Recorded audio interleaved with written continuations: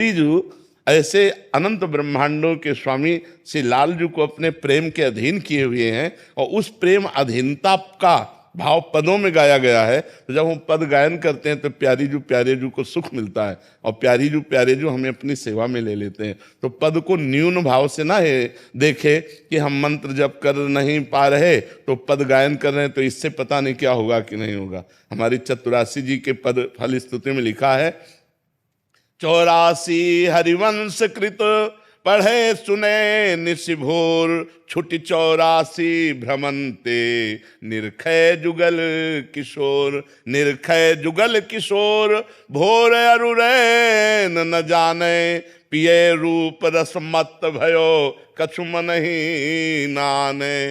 प्रेम लक्षणा भक्ति हो यही आनंदकारी, और वृंदावन वास सखी सुख के अधिकारी। कुंज महल की टहल सुख दंपति संपत्ति पाई है, जैसे रूप लाल हित प्रीति सो जो 84 गाय। केवल गायन का फल है कुंज महल की टहल सुख दंपति छुट 84 भ्रमंते निर्खय जुगल किशोर। प्रियालाल की लीला तव कथा मृतम तप्त जीवनम। भगवान की जो चर्चा है वो वही आनंद देने वाली। फिर तो प्रियालाल का प्रेम रस है, ये तो और अद्भुत गाढ़ रस है जो योगिंद्रों मुनिंद्रों के लिए भी दुर्लभ रस है जी। श्री हरिवंश महाराज जी 2 साल पहले आपसे जुड़ने के बाद भजन मार्ग को जाना और भगवत प्राप्ति के मार्ग पर आपकी आज्ञानुसार चलने का पूर्ण प्रयास कर रही हूँ। सब कुछ ठीक चल रहा था, परंतु कुछ समय पहले पति का धर्म विरुद्ध आचरण के बारे में जानने के पश्चात हृदय बहुत विकल हुआ और निरंतर चिंतन उसी विषय का होने लगा, जिसके कारण दैनिक दिनचर्या तो दूर गंभीर ओवरथिंकिंग डिप्रेशन के लक्षण आ गए। मैं इससे उभर पाने में पूर्ण असमर्थता का अनुभव कर रही हूँ। मेरा चिंतन भगवान से हटकर निरंतर इस बात पर स्थित हो गया। महाराज जी, क्या ये अंतिम गति में बाधा उत्पन्न करेगा? बहुत बड़ी बाधा हो जाएगी। कोई किसी का पति नहीं है, कोई किसी की पत्नी नहीं है, कोई किसी का पुत्र नहीं। अगर अपने धर्म से कोई चलता है तो हम धर्म पालन के लिए उसका सहयोग करते हैं, और अधर्म से चलता है तो अंदर से संबंध हटा दें, नहीं तो ममता से ही तो नाश होता है। और भगवान कहते सबकी ममता ताग बटोरी, मम पद मन ही बांध बरडोरी। अब मान लो पति दुराचार में स्थित हो जाए तो तुम्हारी बुद्धि इसी बात से विकल हो जाएगी कि हमें छोड़ दिया, हमारा संबंध शिथिल हो गया, वो दूसरे से संबंध कर रहा है। अब आपका जो संबंध भगवान का था उस पर ध्यान ही नहीं दे रहे कि भगवान ने हम पर कृपा की, चलो पिंड छूटा। वो संसार के भोगों के लिए दूसरे को वर्ण कर रहा है, मुझे भगवान संयम से रखकर अपनी तरफ घसीट रहे हैं तो आनंद आ जाए। अभी आनंद आ जाए कि छोड़ो, तुम्हें तो छोड़ना ही था, आज नहीं तो कल छोड़ देते हमें, क्योंकि कौन मेरे साथ जाता। आज हमें छोड़ दिया तो मेरी समझ में आ गया कि कोई मुझे प्यार नहीं करता, प्यार करने वाले एक भगवान है। चलो अच्छा हुआ कि तुमने सही आईना हमें दिखा दिया कि कोई मेरा नहीं है। अगर ये सद्भाव लाओ तो अभी भजन और बढ़ जाए कि हे भगवान अब तो आपके सिवा कोई है नहीं। और जब पति प्रियता जागृत होगी तो ये होगा कि देखो ये हमको छोड़कर दूसरे की तरफ, तो फिर सारी बुद्धि उधर ही चली जाएगी और राग द्वेष में फंसकर ये जन्म बर्बाद हो जाएगा और कुछ नहीं। जिसका पत्नी में राग है उसको अगला जन्म स्त्री का मिलेगा, जिसका पुरुष में राग है तो जहाँ राग है वही जन्म। तो काहे को जन्म, हम भगवान की तरफ बढ़ें कि ये प्रपंच की तरफ बढ़ें, और कोई किसी का नहीं है। बिल्कुल सच्ची समझो, भोगी पुरुषों को कभी किसी से प्यार नहीं होता, केवल भोग से प्यार होता है। उससे अच्छी उसको तीसरी मिल जाए तो तीसरी से प्यार करेगा, चौथी मिल जाए तो चौथी से प्यार। उसको किसी से प्यार नहीं, उसको अपने इंद्रिय भोग से प्यार है। तो ऐसे लोगों से क्या प्यार करे। पति रूप में हो ठीक है, भगवान ने आपको हमारा साथी बनाया था, अब आप भटक रहे हो तो हम क्या कर सकते हैं, आप भटकिए, हम तो सतमार्ग में चलेंगे। बिल्कुल शांत होकर भगवान को अपना प्रीतम मानकर नाम जप करते हुए चलिए, दुखी मत होइए। अगर दुखी होगी तो फिर कई गंदे रास्ते निकल जाते हैं। मन कहेगा अच्छा तुम जा रहे हो गलत तो फिर अब हम भी गलत हो रहे हैं। श्री कृष्ण तो परम प्रेम है ना, यानी कि उनका प्रेम तो कभी मिटने वाला नहीं। तो आप मुझे वो दे दीजिए, क्या पता मैं उनके बाद इसको भूल जाऊंगी। मुझे श्री कृष्ण दे दीजिए। हाँ, बस उन्हीं की शरण में रहो, भगवान से यही प्रार्थना एकांत में करो रोकर, तो बड़े कृपालु हैं। हाँ, वो बहुत करुणा करते हैं। मेरे अंदर बिल्कुल पेशेंस नहीं बचा, मेरे को श्री कृष्ण चाहिए। अब अगर वो नहीं मिलेंगे तो मुझे कौन प्रेम। हाँ, खूब नाम जप करो, खूब नाम जप करो, भगवान बड़ी कृपा करते हैं।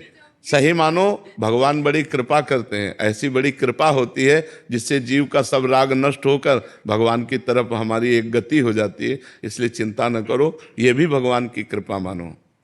वैभव जी बालाघाट से। राधा वल्लभ श्री हरि। श्री हरिवंश महाराज जी भगवान श्री कृष्ण जी गीता जी में कहते हैं कि सत भी मैं हूं और असत भी मैं हूं, और ना मैं सत हूं ना मैं असत हूं। महाराज जी इन दोनों भाव कैसे समझे महाराज जी, इन दोनों बातों को? पहली बात तो है, जब तक भगवान का भजन नहीं करोगे, बुद्धि शुद्ध नहीं होगी, तब तक भगवान की बात को समझना बड़ा कठिन है। भगवान कहते हैं मैं सत हूँ और मैं भी असत हूँ। तो असत क्या है और सत क्या है? जो आप ये देख रहे हो ये सब असत है। इसमें जो दिखाई नहीं दे रहा है वो सत है। जो दिखाई नहीं दे रहा वो कौन है? वो ईश्वर का अंश, परमात्मा अंश, परमात्मा स्वरूप सत है। वो दृष्टि से कहाँ दिखाई दे रहा है? और जितना दृष्टि से दिखाई दे रहा है, गो गोचर जहाँ लग मन जाई, सो सब माया जानो भाई। जहाँ तक हमारी दृष्टि जाए, जहाँ तक हमारी इंद्रियां जाएं, जहाँ तक हमारा मन जाए, वो सब माया है। जहाँ मन का प्रवेश नहीं है वो सत है, वो अपना स्वरूप है। जो अंतःकरण को बाधित करके अपने स्वरूप को पहचान लेता है वो भगवत स्वरूप हो जाता है। तो भगवान सत स्वरूप है। तो फिर ये क्या है? बोले ये असत है, तो ये भी तो भगवान है। जैसे सोना जब गहना नहीं बना था तब सोना था, जब गहना बिगड़ जाएगा तो भी सोना रहेगा। तो बीच में क्या है? सोना ही तो है। जब ये मनुष्य शरीर तुम्हें नहीं मिला था तब तुम परमात्मा स्वरूप थे। जब ये नहीं रह जाएगा तब तुम परमात्मा स्वरूप हो जाओगे। तो बीच में कौन है? परमात्मा स्वरूप ही तो है। तो ये जो सृष्टि प्रकट हुई वो स्वयं परमात्मा ही बना, कोई और नहीं बना।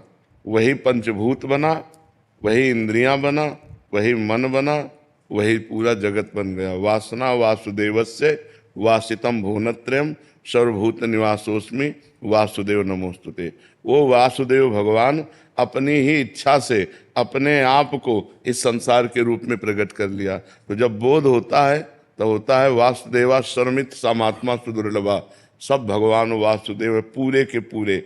इतना भी कुछ नहीं है, केवल भगवान ही भगवान है। बात समझ में आई? तो पहले सिद्धांत है ब्रह्म सत्यम जगन मिथ्या। पहले हम ब्रह्म को सत्य मान करके जगत को मिथ्या जान करके इसका त्याग करते हैं। जब जगत का त्याग होकर ब्रह्म स्वरूप में स्थित होते हैं तो सर्वम खलमिदम ब्रह्म, सब ब्रह्म ही है। अब जो भगवान ने कहा मैं सत और असत दोनों से परे हूं, जैसे हमारा ये शरीर असत है, ये भगवान नहीं है। हमारा जो स्वरूप है भगवान का अंश है, पुरुष, लेकिन पुरुषोत्तम उससे भी परे है। हम इतना ही जान लिया तो सब कुछ नहीं जान लिया। वेद नेति नेति कहते हैं, इसलिए वो सत भी है, वो असत भी है, वो सत असत दोनों से परे भी है। तो भगवान का स्वरूप ये जितने भी आप देख रहे हो पूरे के पूरे भगवान के स्वरूप हैं। और कहाँ भगवान है? जब तक हमें ज्ञान नहीं होगा तब तक हमें अनुभव में नहीं आएगा। वो असत भी है, वो सत भी है। ना वो सत है ना वो असत है। वो क्या है आज तक पूर्ण रूप से कोई नहीं वर्णन कर पाया। वेद भी नेति नेति करके वर्णन करते हैं, तो इसीलिए संत महात्मा जन अनुभव कर लेते हैं, अनुभव करके उन्हीं में लीन हो जाते हैं। जैसे समुद्र की तरंग समुद्र ही है, वायु विकार होने के कारण तरंग नाम पड़ा। जहाँ वायु विकार हटा तो समुद्र में लीन हो गई। समुद्र से करोड़ों तरंग उत्पन्न होती है, लेकिन एक तरंग क्या समुद्र उत्पन्न कर सकती है? क्या नहीं कर सकती ना। ऐसे ही हम करोड़ों अंश रूप में भगवान के हैं, लेकिन भगवान तो समुद्र है। हम जैसी तरंगे भगवान रूपी समुद्र में करोड़ों असंख्यों अरबों अनंतों प्रकट होती हैं, लेकिन